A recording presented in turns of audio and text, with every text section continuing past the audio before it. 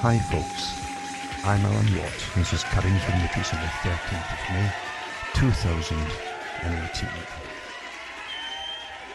There are different realities. There have always been different realities down through history. George Orwell talked about it in his book 1984. You find that Huxley did the same thing, Aldous Huxley, with his Brave New World. But Orwell had the statement running through his whole book that the proles don't count, where Winston's just hoping that the proles, eventually the proletariats, the ordinary people, would one day figure out what was happening and change it all, because it was obviously wrong. That's a mistake right away, even if you could inform them to believe that they would do something about it.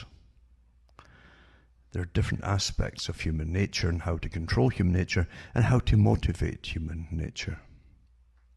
For instance, it's quite easy by an authority to train the public to obey the authority, to encourage them that they have a national government or a nation of their own when it's time to go to war. Use the people to go to war against some other nation or region or whatever they want to call it these days, and plunder their assets on behalf of those who own your country, which is never the people. And they go off and do it very quickly. It's a very basic instinct, which is dragged out of the pit, but unfortunately it's used against the general population, not for them. And they never figure out, generally, that they were even used in the first place. Propaganda is very simple. Those enemy bad, you good, you go fight for us. And it works every time.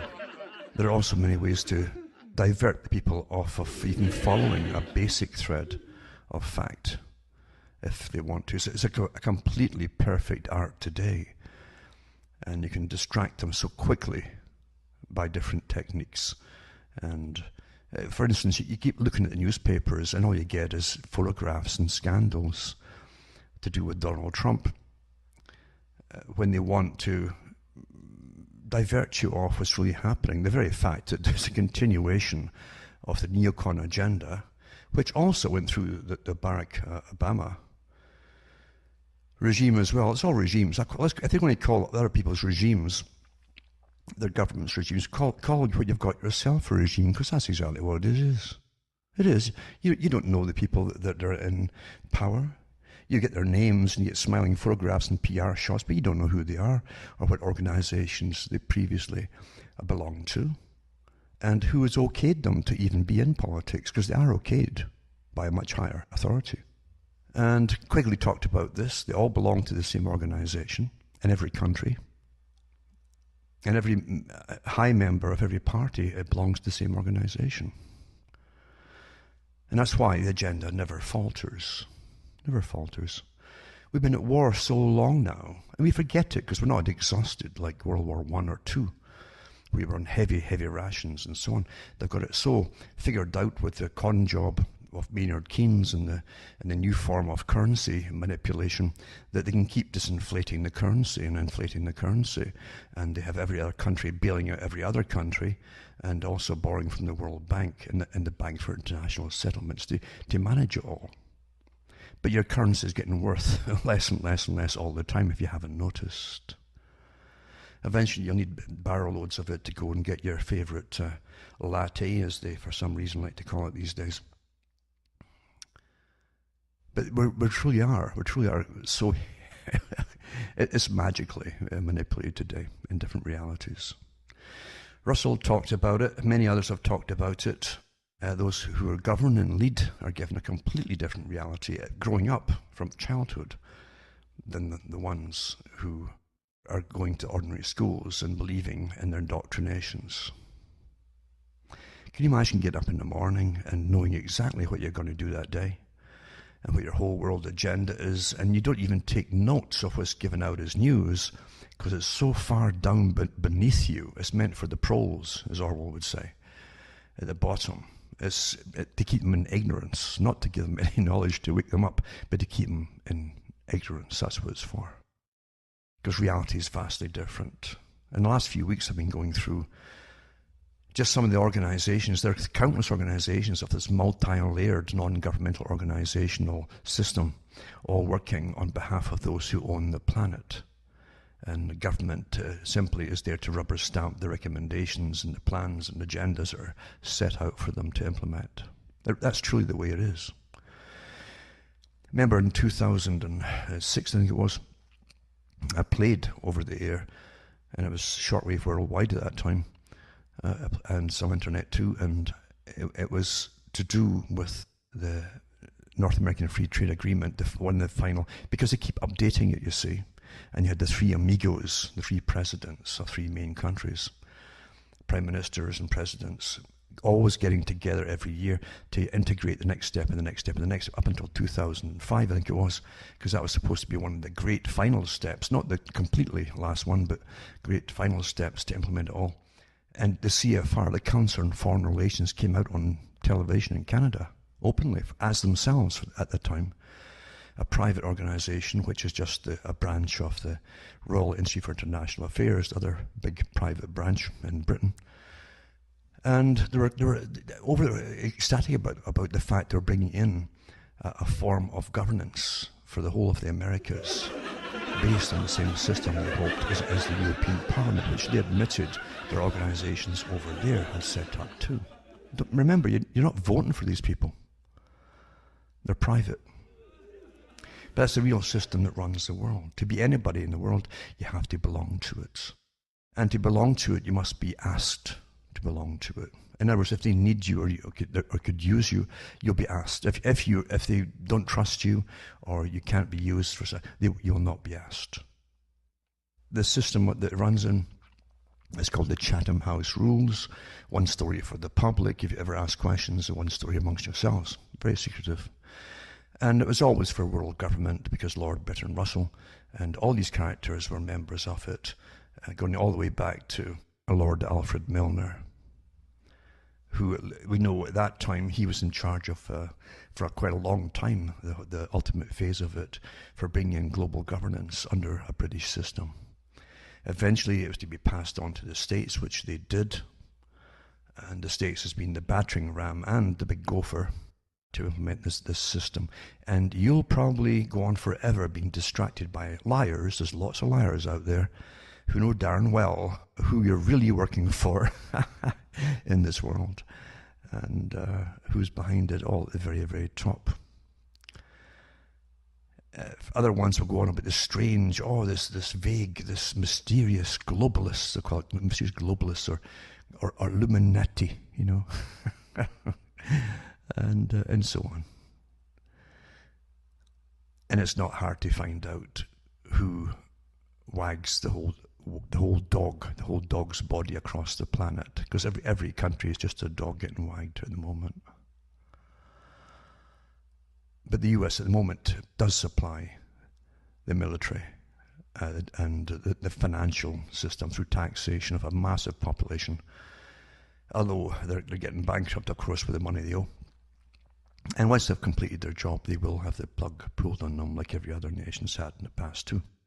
It's rather sad, isn't it? It's so sad, but I remember reading a long, long time ago different books on studies of ancient civilizations, including the ones of the Roman observers of Britain, for instance, early Britain. And you had other ones who worked for and wrote about they always studied the people. If you want to conquer people, you must study them. Today we use anthropologists, literally. They go in with the military and study your target areas to advise on culture and how to strike them or change them or manipulate them or even depress them so they won't fight back. Psychological warfare. Very important field. Military also has incredible listening centers across the whole planet that takes in all data electronic. After going into war or the Arab War, they constantly monitor all the chatter going back and forth, all kinds of communications. And of course they're doing it with all the populations of the world, even their domestic populations too. They've been doing it for years. And yet they send people off to fight to keep freedom, which is ridiculous. And folk can't even figure that one out. What kind of freedom are we talking about here? Going to pass on the same ultra-high monitoring of everything you do, say, and so on to other people and make sure that they use it? Well, nothing changes. Nothing changes, does it? Because in ancient times, getting back to Rome and Britain and so on, I think it was Tacitus wrote stories about Britain and how the people were. But he found out, and the Romans had to use these techniques just like they do today. All countries do the same thing today in warfare and so on, or taking over countries. You can find out dissensions amongst different little groups, and they can be very slight, but you exacerbate them, and then you have them splitting off. Then you fund a different one, or even fund them all, and have them fight each other. That still goes on today. The same thing happens within our countries too, of course. But getting back to Tacitus, he says it's quite easy to buy off certain people. Nothing changes. And that's why no country truly has a complete solid nation today. Well, almost. But every other country has so many dissensions. And it's no different than politics. Politics is just a substitute for open fighting, for power play. And Carl Quigley said for the CFR, he says that they supply all the leaders they're all pre-selected before you vote for them, or think that you vote for them, and they've already sworn allegiance to the big agenda of the Council on Foreign Relations, or Royal Entry for International Affairs. Now they also have one for the whole of Europe, and the politicians there, European Council on Foreign Relations, private organisation. And that's why the agenda always sails ahead. And it goes all the way back. You'll find it, yes, you will definitely find it with different Freemasonic groups going way back into the 1500s at least. And with those who controlled the money, even today, same thing. This is a connecting factor amongst all of this structural system of who's on board, who benefits, who gets extra privileges, who gets to know a little bit more, and who gets ahead in life. Very, very prevalent still today, by the way. Ask anybody who's taken the cash and played the game. You might know some. And it's rather sad, isn't it, that you wait to be told rather than rely on your instinct. Your instincts are your first line of defense. If something smells wrong, it is wrong, at least for you. And when you know there's something going on with people, why do you fall right back into supporting them when you forget that they've just done the dirt in you all before, and then again and again? It keeps happening. Shame on you. You should know better, shouldn't you? But we're living in an age today of massive deception, and everything you look at, as I've said before, everywhere you look for even help has generally been compromised or even put up in advance, because if you have so many different personality types with little variations of what they want to do to change the world, or even you stop the changes or whatever it happens to be, you've got ready-made suits out there for you to step into. There's one organization runs all of this and you don't even know it. That's how it's done. That's how it's done from those who walk between the darkness and the light, the black and the white, the tesserated floor, etc. They know what to do. That's how you run the world. And those who do it are well rewarded and given extra freebies you'll never even hear about, to do with better and more in-depth health care that gives you a bit of life extension, in fact, for that matter. I've also mentioned in talks that the Rockefeller Foundation and the brothers, way back, as far back as the 30s, in fact, in the 30s, the whole group behind it all, planned and did studies to plan how many newspapers and magazines they need to own and control to standardize public opinion. And they worked out, again, naturally, around the 33 number. And they stuck to it too. They took actually more eventually, but they had select areas for categories of different kind of people, different classes of people and professional people, including their own bureaucracies for government. Different magazines were put out for them too, to standardize their opinion. And the pros at the bottom, through their kind of more lowly sports type oriented newspapers would get the prose stuff, the very simple stuff. And for women too, you'd have lots of stories on romance, blah, blah, blah, fashion, and so etc., etc. Hasn't changed to this day. But the whole point is not to let you know what's really happening. That's the last thing. That's what it's there for, to make sure you don't.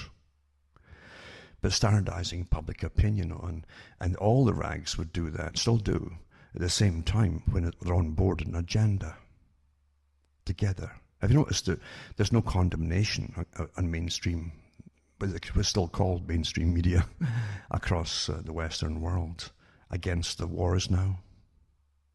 It just stopped.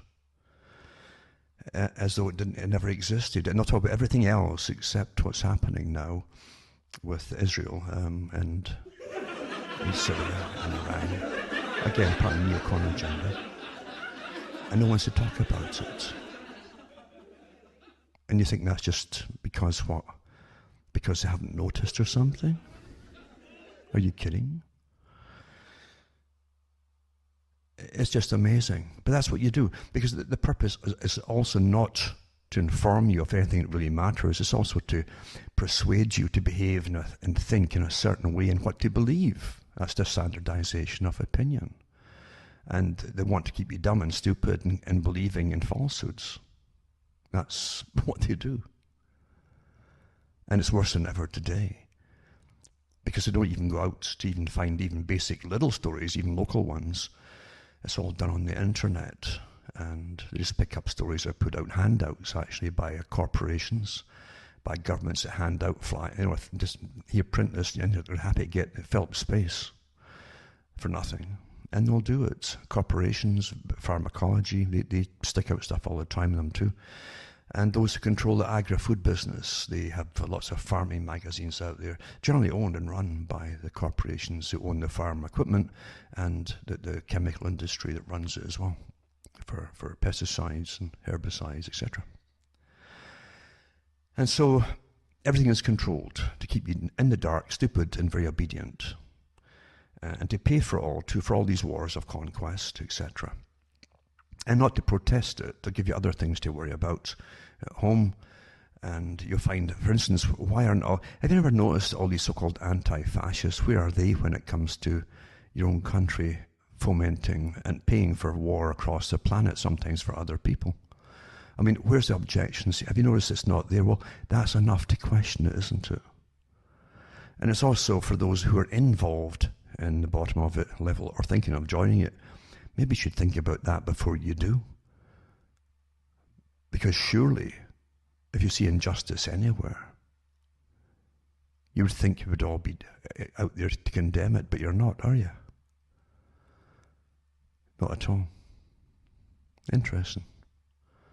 And it's a sad thing that folk can't think for themselves. They want to join and belong in some uniform thing. Very interesting, that in itself. That's a whole separate part of it too. Uniformity of people.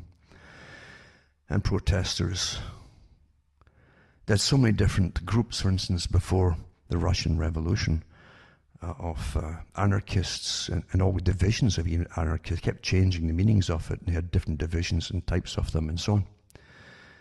And until the anarchists, that generally, they used to be literally loners at one time, formed groups themselves of anarchists, which was kind of throwing their function out the window when you actually belong to a group with a common cause, you see. But before the Russian Revolution, or even into the Russian Revolution, you still had different groups all vying for their version of power. Very much like you found in The Life of Brian and Monty Python.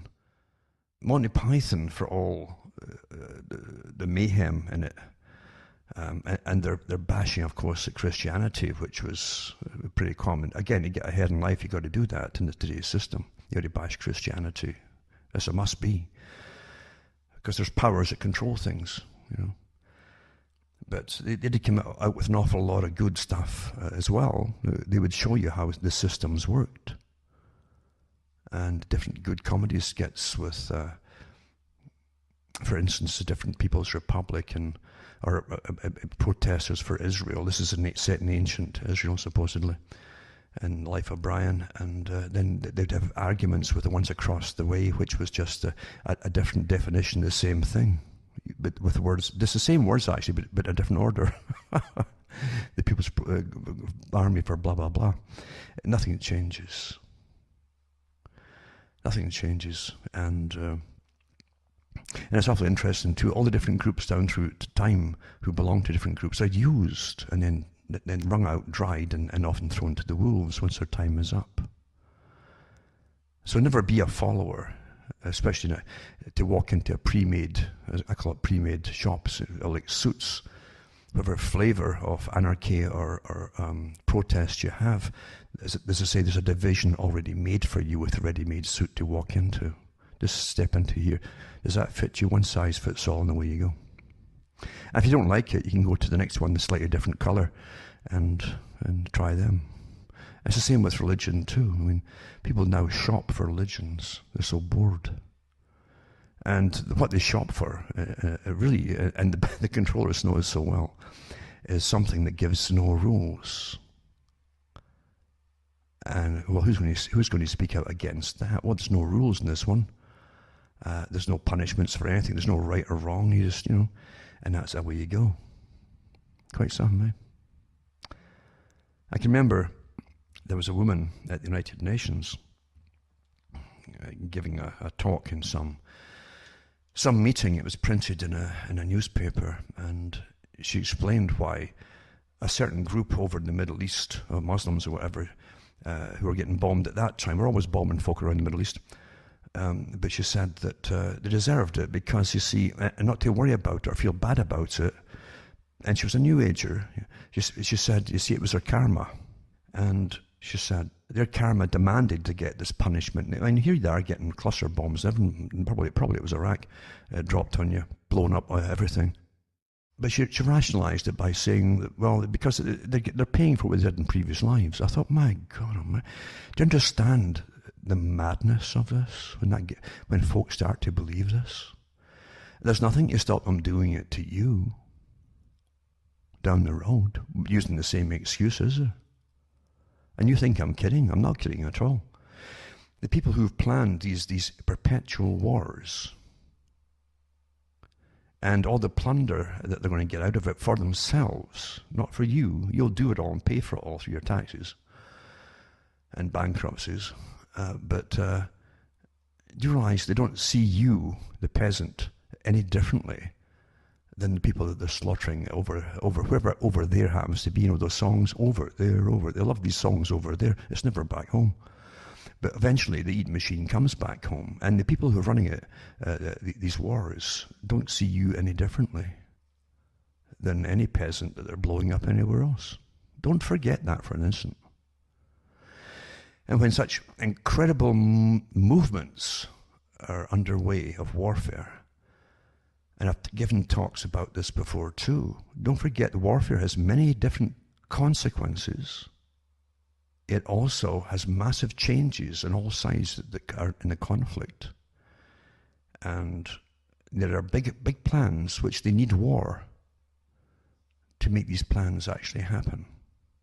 Don't forget, again, Quigley, who taught many members of the State Department in the techniques of so-called diplomacy, when it's already a plan, your diplomacy to them is a plan. It's how to get what you want from an enemy or an opponent.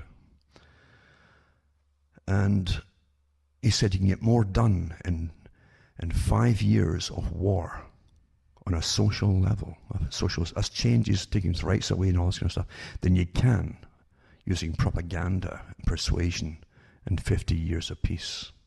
So they love war. And don't forget what the big agenda is too. You've already seen part of it laid out. Europe will never be the same again, never. So it's used as a weapon against Europe too. Don't forget that.